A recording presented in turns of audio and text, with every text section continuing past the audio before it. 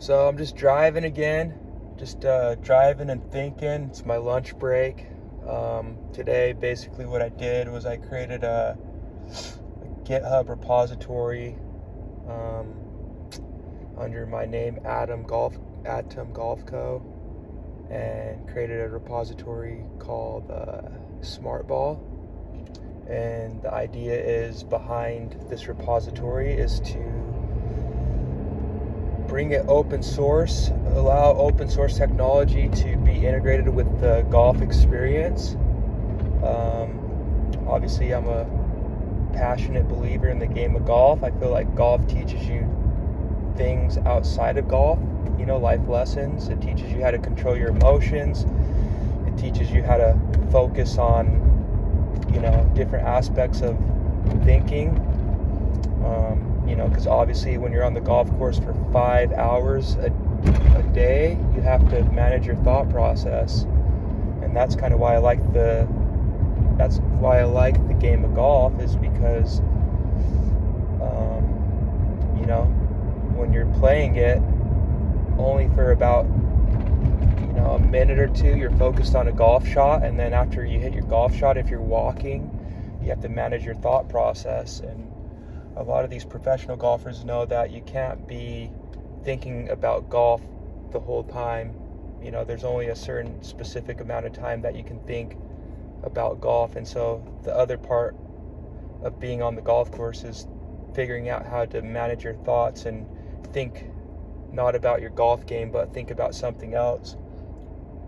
And so I created a repository called the Smart Ball. Obviously this is more of a, I feel like a lot of people, they want to improve their golf game. They want to get better. They think that buying new clubs, they think that buying new balls is going to help them improve, and it might help them to some extent. But if you go back to the 60s and the 70s, there's probably rounds that are still course records at some courses, and those players that hold those course records at the golf course, they were using clubs that didn't really have the technology. And so these big golf companies, they try to improve the technology. They try to make the driver so that the ball goes further. They try to improve that type of technology, so when you don't hit the sweet spot on the face, the ball doesn't go right or left as much. It kind of stays straight. And then they build a golf ball that is somewhat decent in a way that it feels good off the club face and it lasts for a while, and the spin data and everything behind it is good, and it helps you kind of improve your shots. But what it comes down to, after playing the game of golf for so long, I feel like there's a lot of golfers out there that are really good from a physical standpoint. They hit the ball far. They know how to spin wedges, they know how to hit shots. But the game of golf isn't really about the physical clubs, it's more about the mentality. I feel like it's 80% mental and 20% physical. You look at John Daly, he probably hasn't lifted a weight in his life, but he's still a good player. And it's probably because of his mind. He knows how to manage his thoughts. He knows when to think different things on the course, how to think. And so I feel like what the company that I'm beginning to start is, rather than focus on, building the best golf club, because obviously to build the best golf club, you have to have a lot of investment. You have to have a lot of money. You have to have a good manufacturer. You have to have a good process. And a lot of these, maybe the bigger golf companies, they have their own manufacturing process and everything. But, it goes as a saying, it's not the arrow, it's the Indian. And so that's kind of what I've learned about my golf game is, I could go spend hours and hours on the golf. I've done it. I've spent countless hours on the golf range, on the driving range, on the putting green, trying to hone in my swing, my putting and everything like that. But then as soon as you get into a tournament, the mindset behind playing in a tournament versus just going out with your friends is completely different. And so that's kind of where I've failed in the game of golf, is I've had to, I've got to the point where I've hit a bunch of balls. I've, basically tuned to my swing where I'm flushing it every time. But then when I get out in these tournaments, my mind thinks completely different. And so there's different golfer tendencies. Each of us are different. And that's why the game of golf is so crazy to me, because we're all different. People think differently. And so when you're on the golf course, some golfers choose to hit driver on a hole, some golfers choose to hit an iron, and so we're all different. And that's why I like the game of golf, is because it can be played in so many different ways. Just because one golfer's hitting driver on a hole doesn't mean that you have to hit a driver on a hole. Sometimes you think, oh, I'm going to hit driver on this hole, because I'm going to take advantage of it. But then the next guy, that your playing partner, he takes a small iron off the tee and he birdies it and you bogey it. You're like, what the crap? Maybe it was my club selection or what. But I feel like what has to happen is, in the game of golf, to improve your scores, obviously you need to have good golf clubs. You can't be swinging plastic clubs or whatever, and you have to have good products, but the majority of the time I feel like the innovation behind these clubs, it's getting a little bit better, but at the same time it can improve your scores. But I feel like it's not really about the products of golf, it's about the mindset. I was watching a PGA Tour event this past week in the Charles Schwab Cup, I don't even know what it is, and Emiliano Grillo, he came up to the last, he was leading the tournament, he was 10 under, the second place people were at 8 under, and he's playing flawless golf, the whole round. He gets on number 18 tee box, and what does he do? He hits a big slice, and he hits it in the worst spot possible into like a little ravine, a little river, and the ball comes trickling down, and it's like the worst possible outcome he could have had. He could have basically hit it anywhere else, and he probably could have won the tournament right then and there. And to make a long story short, he won in a playoff, and he had to go through a couple of playoff holes, and eventually he won, but he probably didn't want to go in a playoff. And so I'm just trying to think of his thought process, what his thought process was when he was on the 18th tee. Mito Pereira, he was at this past year, he was in a position where he's never had the lead coming down, the stretch. He's on the 18th hole. He's swinging the golf club just fine, and then on the 18th hole, he makes this weird swing and he hits it in the water. And so I feel like it's more mental. That's why good players are, better at golf, is because they know how to manage their thoughts. They put themselves in the position to learn how to manage their thoughts. And so the reason behind me saying all this is I feel like, a lot of golfers, they just look at these videos, they try to improve their swings, but they don't really look at their mental side of it when they're on a tee box. And usually when you're just going out and playing with your friends, it's just for fun, and you don't really care about where the ball goes. And so sometimes you just get up and hit it, and it works out for the best. If it doesn't, it doesn't, and you just play for fun. But then when you get in tournaments, these golfers get in a totally different mindset. They get fearful, and there's no data behind that. These PGA Tour statistic analysts, they have so many data points on the spin, all the data, but I don't really see any mental data. And so that's kind of where I want to go with down the road of golf, is figuring out how you can capture mental data, how you can capture mental flaws, and maybe import that into some type of platform where later on someone can look at their tendencies and habits, and they can see what happened. And so I feel like a lot of people, they have ambitions to be innovative, But sometimes that innovation ceases because of money, because they're not passionate about all of it. And so my whole idea is, I've been playing the game of golf for a long time. I've never really won a tournament. I've had good golf rounds. I've had bad golf rounds.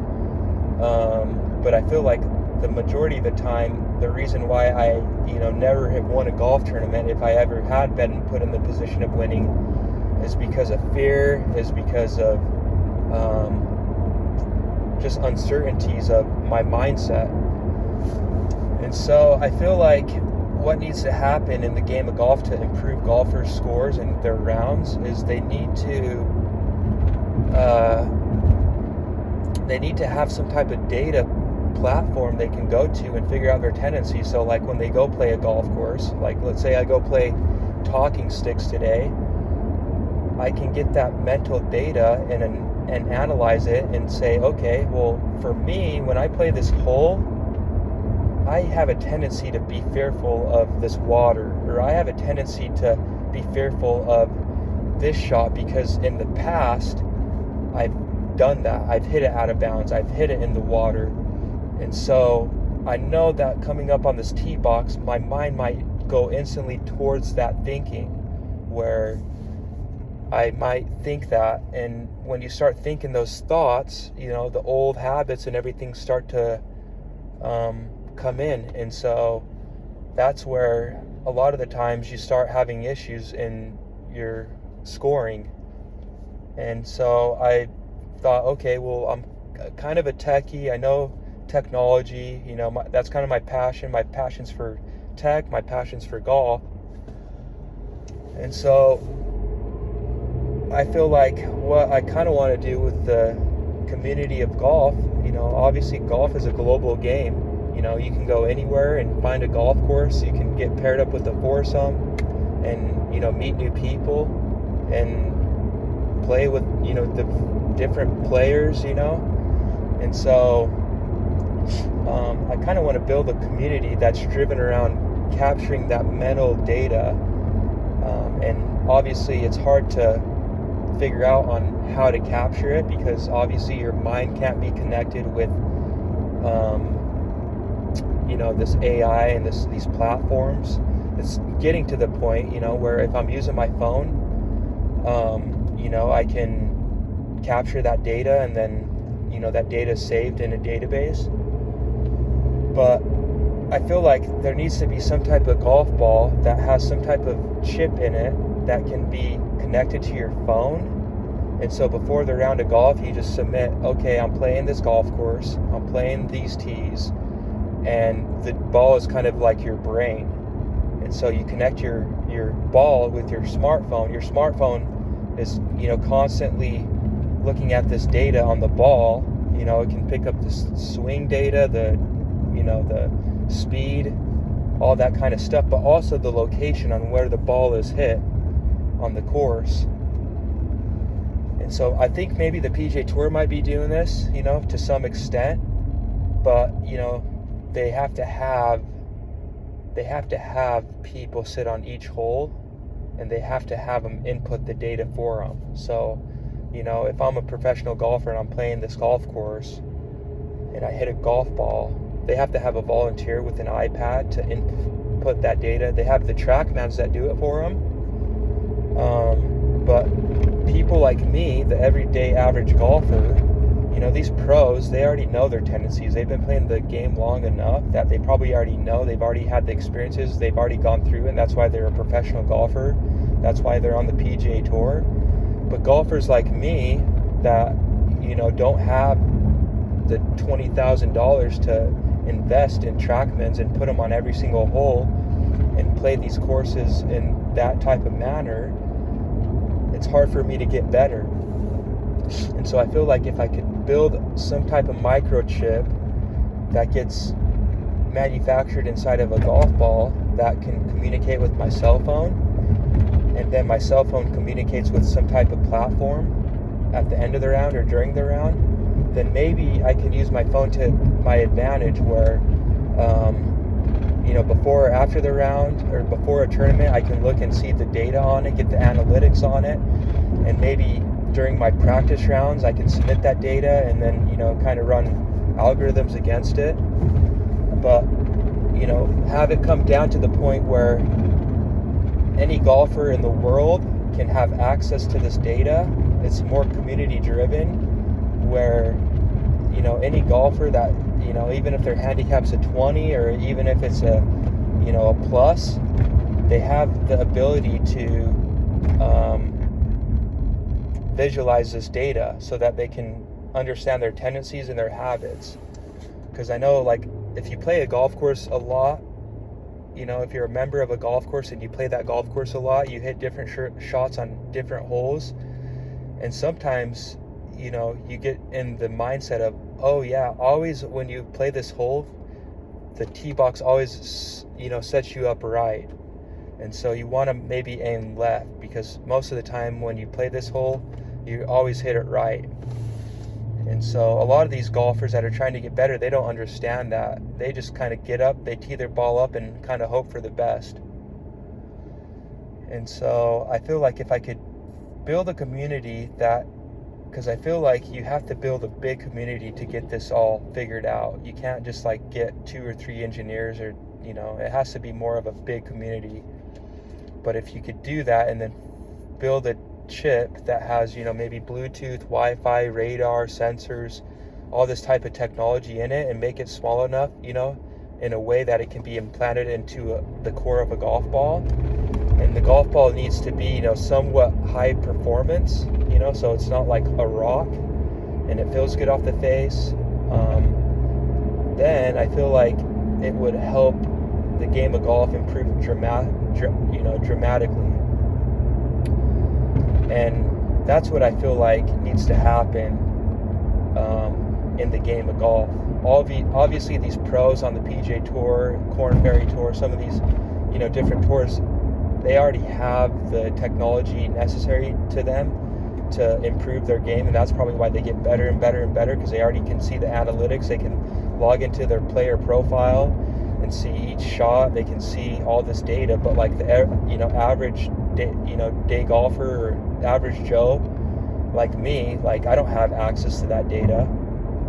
And so that's kind of my reasoning behind building this open source community where we get input from others around the world, and kind of build a platform in a way that the average Joe can log into. They have an account and they can see what data and the tendencies and habits that happen to them when they're on the golf course. Sorry, I'm driving. I gotta turn right here. So that's kind of I just driving and thinking. It's my lunch break, and that's kind of my idea behind the whole reasoning on starting that Git repository. And I feel like it's not going to happen overnight. It's going to take a while to figure out, but that's kind of with everything in life. You just can't figure out something in a day's worth of time. It has to happen. And I feel like right now there might be some apps out there where you can input your score, you can input your fairways hit, your greens in regulation, and stuff like that. But that sometimes, after every single hole, I don't want to get my phone out and input all that data. I just want to have it done for me. And so I feel like having a ball with that chip in it, if you can build kind of a landscape of these golf courses already, and then have your ball teed up, and then when you hit your ball, your ball already sends that data to your phone, and you don't have to worry about doing it yourself.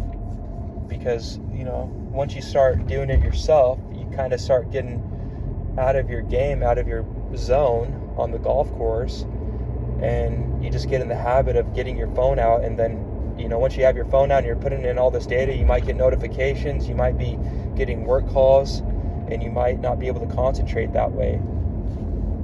And so that's kind of my whole purpose behind starting my golf company, Adam Golf Co., is to kind of figure out how this can be done. And maybe people out there have already, I feel like there's companies out there that have already tried to do this, and maybe they haven't succeeded, or maybe they're at the point where they have succeeded, but I haven't really ran into them. I've seen some of them online where they've gotten investments from, big investors to, hire on developers and build out this technology and stuff. But, now that they have these investors in place, these investors want to get an ROI, they want to get a return on their investment, and so that sees as innovation. That's why open source is so powerful, is because when you do something not for money, but you do it for innovation, and you just do it for the willingness to improve your game, I feel like you succeed quicker. And so that's kind of the whole reasoning behind it all. And also I feel like the game of golf, a lot of people right now, they're involved in technology. They're working remote jobs, they're sitting behind a computer all day, they're typing behind a keyboard, and they have to have a way to escape that, because I've been in that same position where for the past 4 or 5 years I've been stuck behind a computer. It's not really been good on a mental health side of things, and so getting out and enjoying nature, hitting a little white ball around a field, actually can relieve a lot of stress and actually can help you from just a human being perspective. And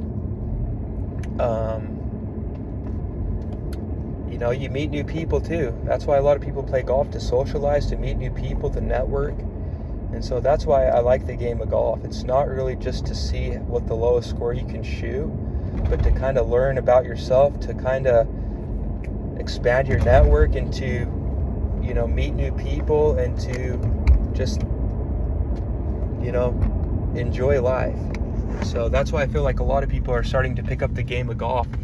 That's kind of why COVID I felt like helped the golf industry, because I feel like before COVID happened, a lot of people were a lot of these golf courses were hurting. There was golf courses shutting down and all that, but then during COVID, everyone was stuck inside their house. They were stuck behind the computer all day. They're like, crap, I need to get out and enjoy this weather. And what other better way to do it than go out and play a round of golf? And so that's kind of what I just wanted to get on video, and hopefully I can reflect upon this here in the next 2 or 3 years and see if I've made any improvements upon my repository and upon my company. And so I'm just pulling up to the post office, so I'll talk to you guys later. We'll see ya.